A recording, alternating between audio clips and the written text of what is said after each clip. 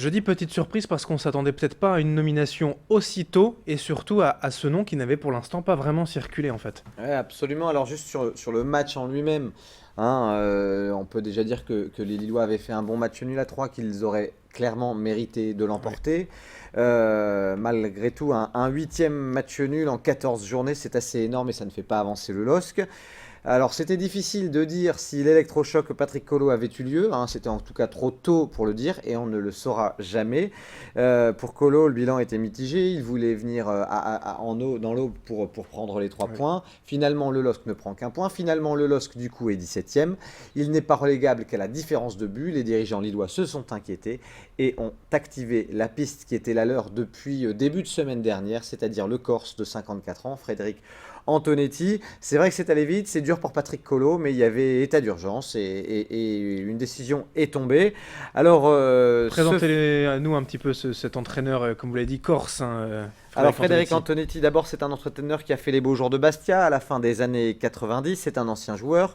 Il a même fait un passage au Japon, mais il est surtout connu pour avoir permis à Saint-Etienne de retrouver la Ligue 1 après un titre de champion de France de Ligue 2 en 2004.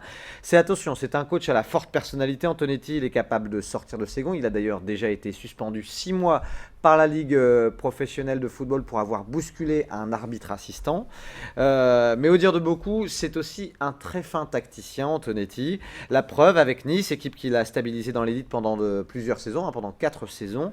Et puis sa dernière expérience a été aussi assez intéressante, hein. Avec Rennes, il a terminé 6e de Ligue 1 en 2011 et 2012 avec une équipe plutôt réputée Mm. pour le milieu de tableau.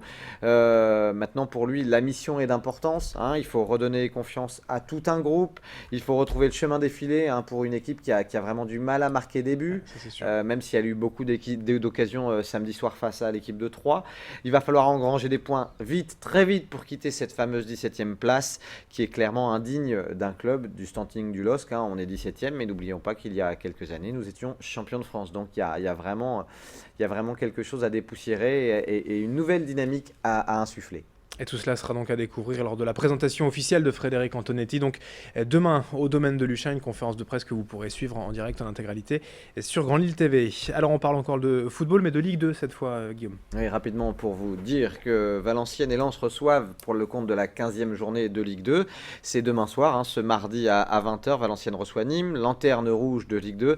Là, pour les Valenciennois, il s'agira clairement de rebondir après une série un peu malheureuse.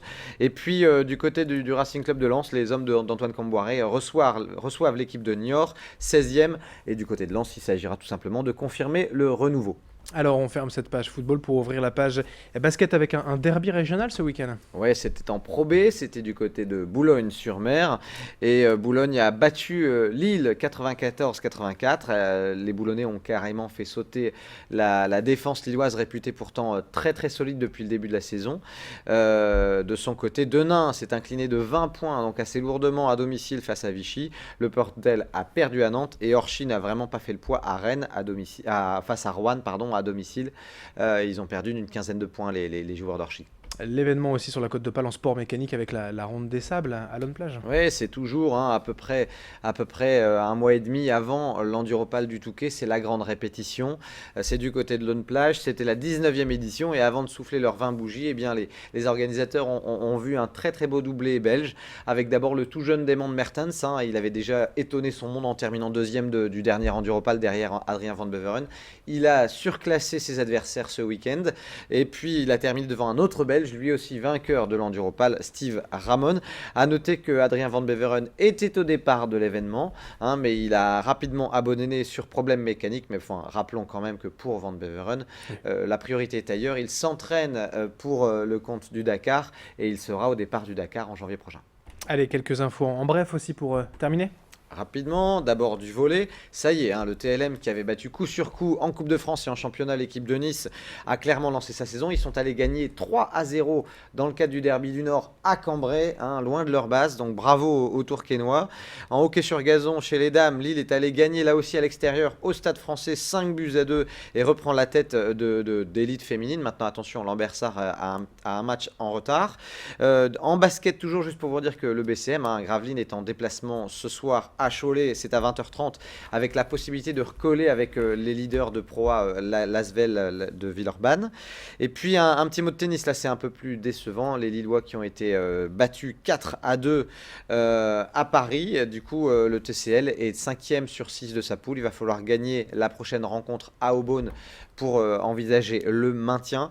Et un dernier mot de tennis de table pour vous dire que demain soir, les filles du CP Lys reçoivent 50 ans en championnat. L'Isle-et-Loire qui est leader, co-leader avec Metz. Et donc, il s'agirait de confirmer cette place de leader en battant les joueuses de Saint-Quentin. Merci Guillaume pour cette actualité complète donc en sport ce week-end dans la région. Bonne semaine et on vous retrouve vendredi. À vendredi. Merci à vous de nous avoir suivis. Merci de votre fidélité. Dans un instant, l'info continue sur Grand Lille TV.